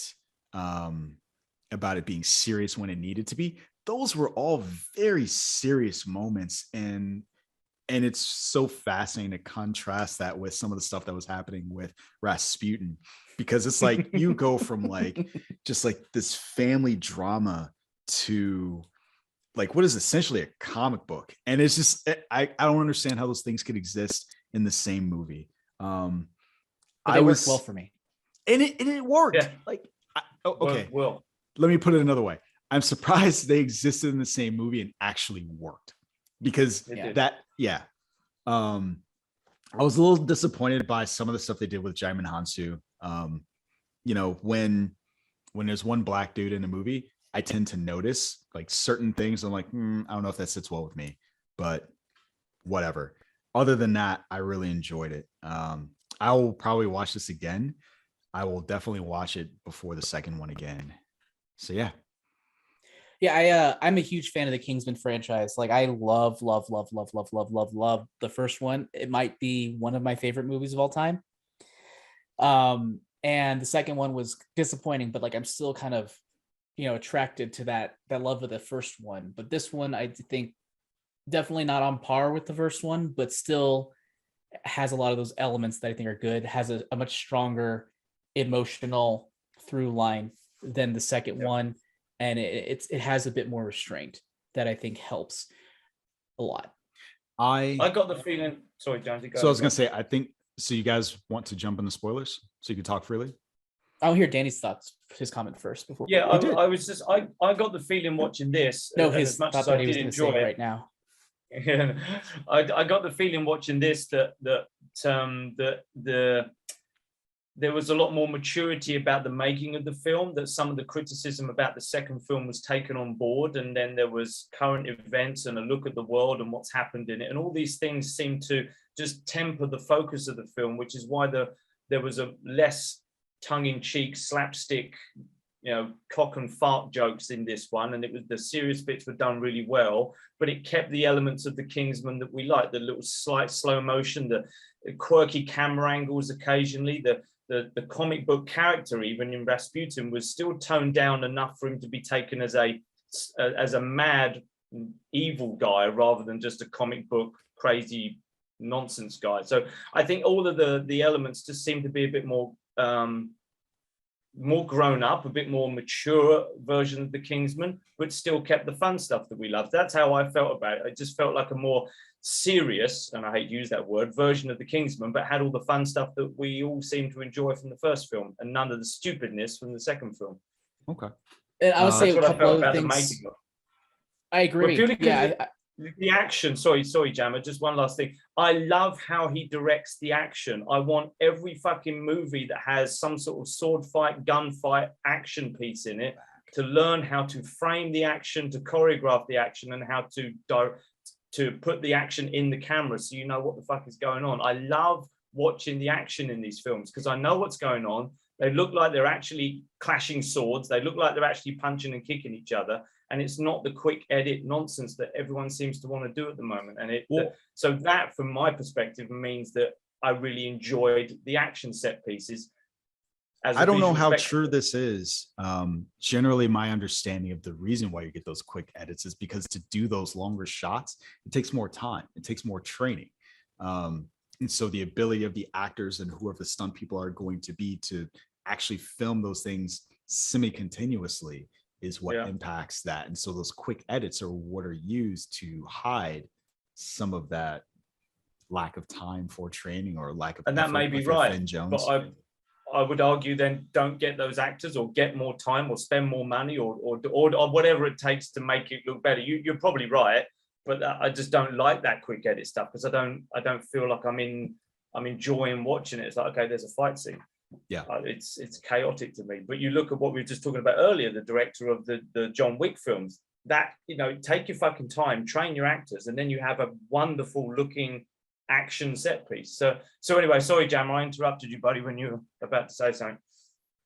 What I really liked about this movie is it deals with a lot of serious things, and it deals a lot with like war and sort of the worst parts of humanity, and yet somehow managed to have a very sort of optimistic feel to it. And it felt like just the people that we were following were just inherently good. And, you know, obviously I feel like I'm pretty pessimistic about people these days, given everything that's going on, but I still manage to really love it when we can tell stories that really highlight those good attributes about people and the best part of them, even among the worst part of us. And I think this movie really did that well. Yeah, I think it's a good takeaway. You guys are it. So just to be clear, everyone here recommends it, right? Yes. Sir. All right, let's do a little bit of spoilers. I think for me, some of the things that worked incredibly well was like the build up to the son's death. So when Conrad died, you felt it. And one of the criticisms I saw was like, they did not think that those two worked well together. I thought they worked very well together. Oh, the father and son, you mean? Yeah. The two actors? Yes. So Yes. Duke of Oxford and his son Conrad. I thought that they played well off of each other. And I really understood Conrad as a young man who wanted to prove himself, who hated the idea of being thought of as being posh and not willing to fight and bleed and die for his country. And the way they even brought that back, right? The idea of, you know, telling soldiers that it is right and good to die for your country, right? I think they said sweet, to die for your country, and bringing that back and saying like, no, that's horseshit, right? Like that's not the way that this is supposed to be. I thought it was all really good. And what I like that this movie did again with that moment was his death wasn't in saving that guy's life. It was completely unnecessary and senseless, as many deaths in war are. And so for me, that just resonated so hard. And what hurt watching it was they told him the same bullshit about, you know, your son was killed in action. Didn't tell him what actually happened because he just would have flown into a rage. And that felt so real and so true. And again, to contrast that with what's going on with Rasputin and Hitler being brought into this and like all the ridiculous elements of this, to be able to ground all of that stuff in this kind of movie, like, is just, I thought it was very well done. I think, that's why I'm surprised by that critic score, because that was, like you just said, Jonesy, that was really well done. To be able to balance those things like that and not make it skew one way or the other, or to downgrade the serious moments with the more comedic ones, to play that line so well. A lot of credit to the director for that, to have us feeling those emotions, but still enjoying, like you just said, the Mad Monk. I think that was really impressive. So I'm struggling to understand really why it has such a low critic score, but I'm pleased the audience score is high. So at least we know what we're doing. It's higher. It's still not as high as I think I would have imagined. Was it 70 something? It's in the mid 70s. That's relatively high, I think. I guess I usually assume like 80s is what I expect audience to be. 80s though. I expect 80s. It's not 80s. You said 78. I said 80s.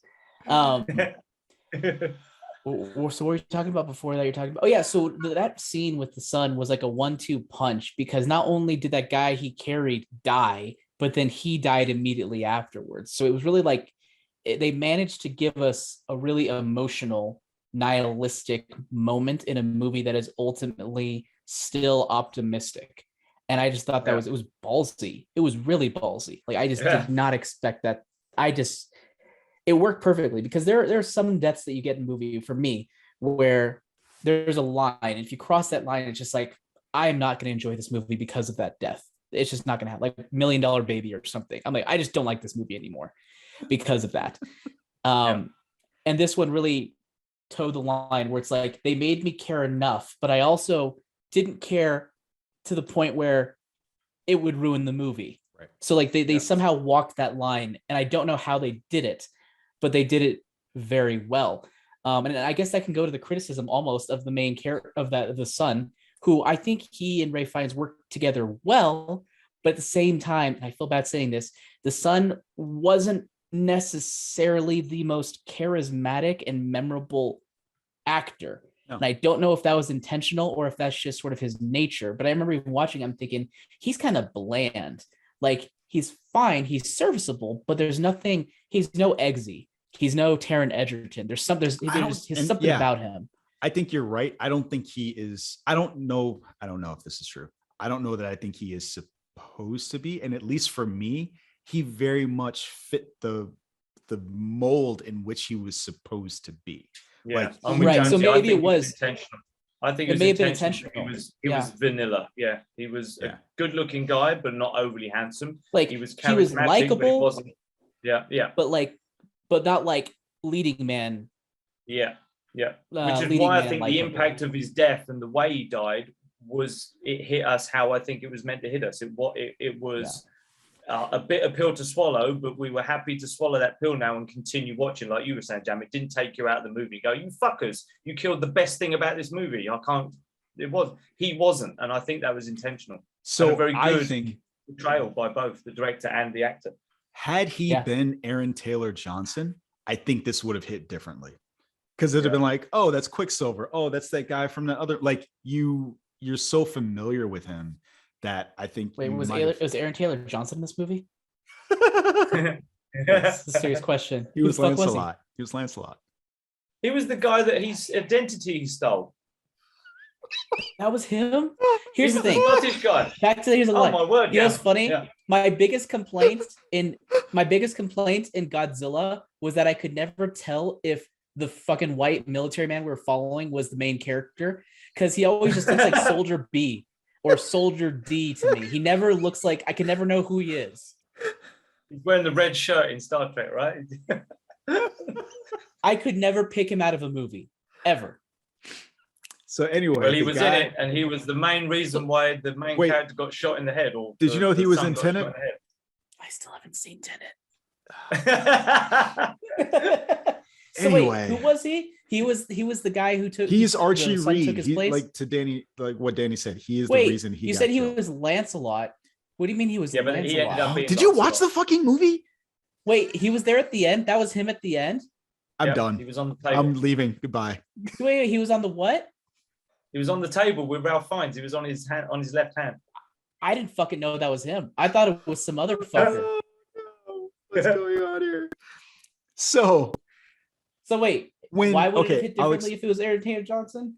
So maybe not for fucking you. For me, I was going to say the same thing. Wait, was I supposed to like that guy a lot more than I did? He was only in a few scenes, right? No, he was. You weren't meant to. It was meant to be. I think it's setting up. Jumping ahead a little bit, I think it's setting up the next film. Yes, with him as the main good guy. Maybe. Okay. That's what I think. So he's the guy who he replaces when they're like, oh, you've been assigned to London. He goes outside and he switches with someone. That is Aaron Taylor Johnson, who is also Quicksilver from I know Age who of Aaron Ultron. Taylor Johnson. I don't fucking know. Like, hey, listen. He knows who he is. You just couldn't spot him in a lineup. Like, if I said Soldier B, where's Waldo? If I said Soldier B, maybe you know who I was talking about. Anyway, where's Aaron? Yeah. So for me, as someone who's familiar with that actor, I think that I would have felt differently had he been the one that got shot in the head. But I think Danny's right that they're installing people who will be in this franchise. If this movie makes money, there will be two concurrent Kingsman franchises. Yeah. But they're going to finish the next one with the next movie. Like, that's the trilogy. It's done as far as we know. Sure. I mean, but they could always make more. I'm saying that you could have that third movie, and then you've also got this prequel Yeah. series going on.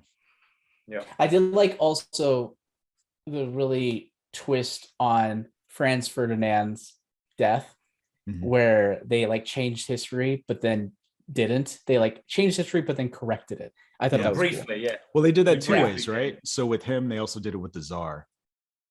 That's not how he What died. way? It was Rasputin Oh, okay. and his folks that got that done and got him killed. Not like I don't remember. rando photographer. I'm pretty rusty on my Russian history, though, even though I really liked it. So I don't recall specifically how they died. It's all bleak. But I do remember. That's a funny thing about Rasputin, though, is that he basically is a comic book character in real life, and just I'm not sure if you do. You guys know all about Rasputin, right? And how like they tried to assassinate him 3 times, including like poisoning him and shooting him and doing this. Like it took like 4 times before he actually got killed. And I just like had those reflected in the movie too, and also really matched the really weird, over the top, off kilter style of the franchise. Yeah. Yeah. Some other highlights Which from is this. why, yeah, sorry, which is why I felt that whole scene where they went and finally made a decision to go and assassinate Rasputin, I felt like that could have been the climax to the film. That sequence, that fight and everything could well have been the ending of the film, because the main bad guy, which I must say I saw coming a mile off, that was probably the only weakness in the film. It was fucking obvious that it was him. When they shut the doors and he's standing there like he's almost like trying to listen in as they shut the doors and that conversation with the kid. It's like, come on, that's obviously the It's main funny bad for guy. me. I spent the whole movie thinking, is that Aaron Taylor Johnson? No, he thinks it's the guy from James Bond.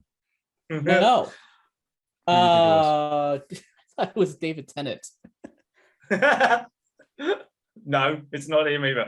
No, I thought that was him. Well, when he was talking, no. I thought when he was talking, I was like, is that freaking Scrooge McDuck talking? Is that who's talking this entire time with a Scottish accent? So and when it was revealed it wasn't him, I was like, oh, okay, no. Who the fuck is this guy?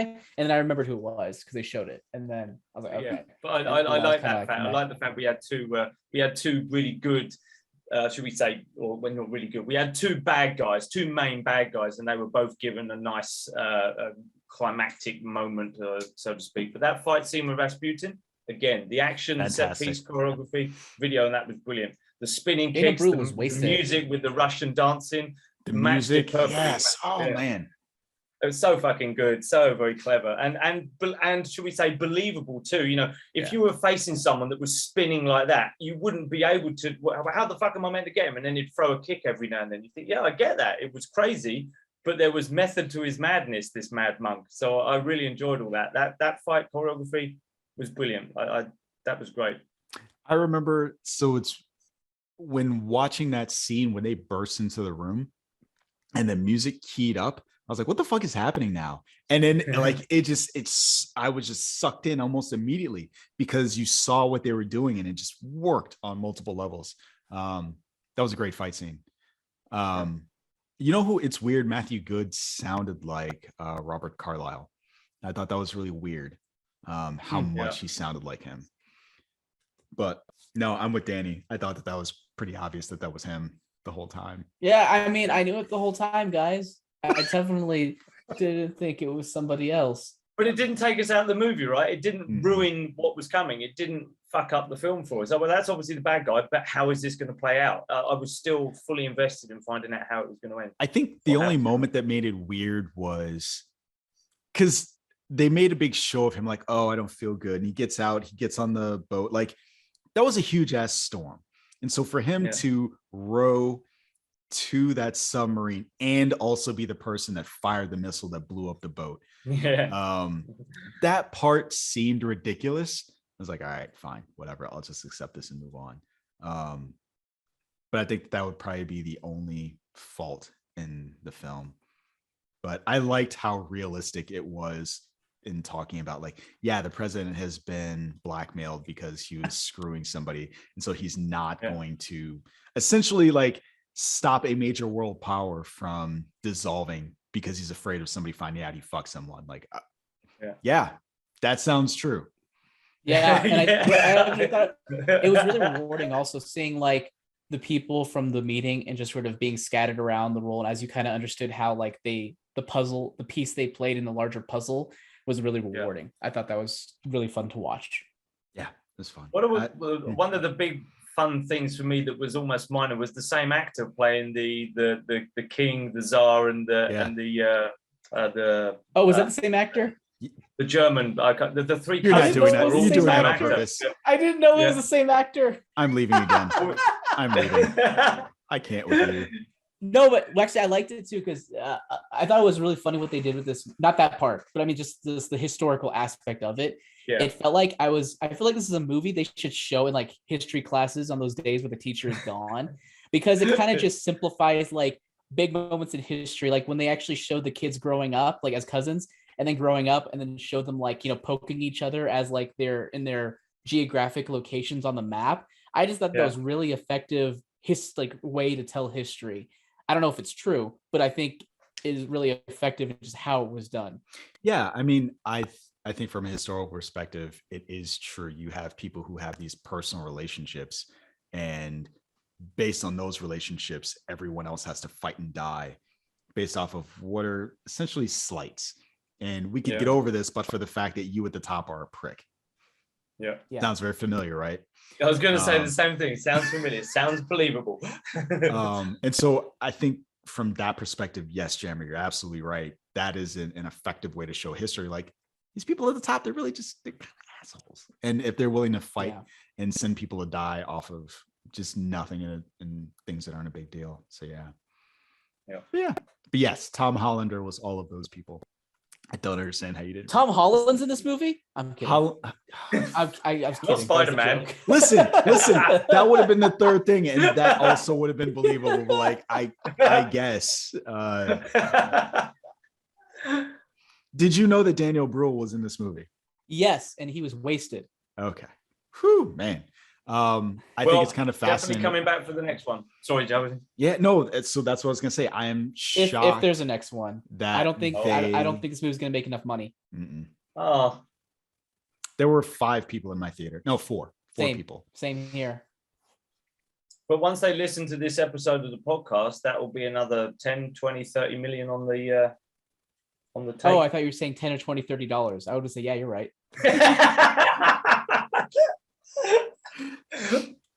We've got more listeners than that, I think, Jammer. We do. But, you know, we're not going to hit with all of them. It's true. It's true. These people are like, this is one of these guys loves The Last Jedi. And the other ones, you know, like other movies that I don't like. Yeah. But yeah, I really enjoyed this film. I think if you are a fan of the first Kingsman, you should definitely see them. Even though, again, this is a very different movie. And I think it's far more serious. Me personally, I think I like it better than the first one. Yeah, I would put this one over the first one because for me, Ray Fiennes was just very good in this. And I really, really enjoy the relationship between him and his son. That really helped me enjoy this movie probably more than I would a standard action film. And I get that they kind of were going for the same thing as the first Kingsman, where Eggsy and what was his character's name? Yeah, Harry. Thank you. They were going for that same father-son dynamic kind of.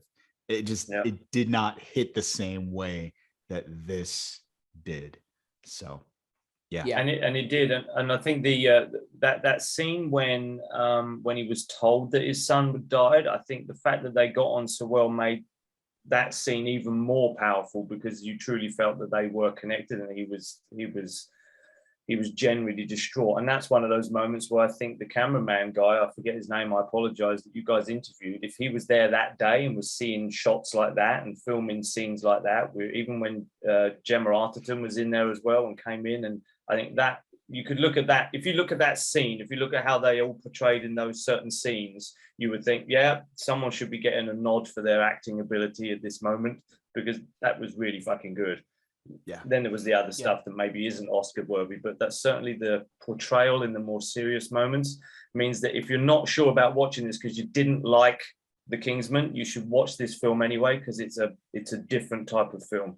So which is why, Jonesy, I think maybe you're putting this one above the first one, because I think they're different, right? Even though they're in the same They're universe, like cooked using the same broth. but Yeah. different Yes. ingredients. And There you go. so this is not a knock on the first one. I really enjoyed the first one. Me I too. like this one a little bit more.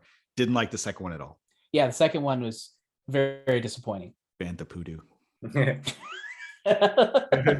That's my new rating system. Bantha Poodoo. Poodoo. We rate everything on the Star Wars scale. That's right. Everything from what is it? I don't know. We'll workshop this. We'll figure something out. Jammer, final thoughts on the film? I've already given mine. I think I really you liked gave it. For me, not as memorable as fun as the first one, but if it's great in its own way.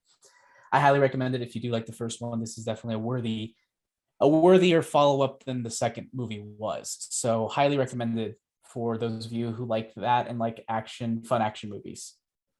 All right. You guys, got anything else? Anything you would like to impart to the dear listener this holiday season before we sign off for the last time this year? Yeah, one last thing. We produced a James Bond video documentary. You should go check it out. It will be in the write-up, and in the show notes we'll have a link to that YouTube video. And there's also going to be like a little teaser at the end of this that Jonesy or Nick, whoever's editing this, is going to throw into it. And it's good. It's about the long and arduous war for like the rights of James Bond and how it affected the franchise and everything beyond that, and even impacted things like Spider-Man and the MCU and all that stuff long term. It's really interesting. All right. Looking forward to it. I've already seen it. I really enjoyed it. And I think you will too. Other than that, dear listener, if you like what you heard, do all the socials. Like, rate, comment, subscribe, share. We would definitely appreciate it. Also, LRM Online has other great content for your listening pleasure. If you're listening to us on iTunes or Spotify, be sure to jump on there and let us know what you think of the show. Also, we have a Discord. Jump on the Discord. Let us know what you think about Book of Boba Fett or Kingsman. Folks, as always, thanks for listening, and we will catch you on the next one in 2022. Hasta lasagna. Don't get any on you. Mission. And a happy new year. Was that using the melody of 12 Days of Christmas? No, would you like it to? Would you like No, it to? I mean, you basically just did it. It's fine. Did I? That's fine. Well, Like that and must a be- no, happy That must be because I've still got the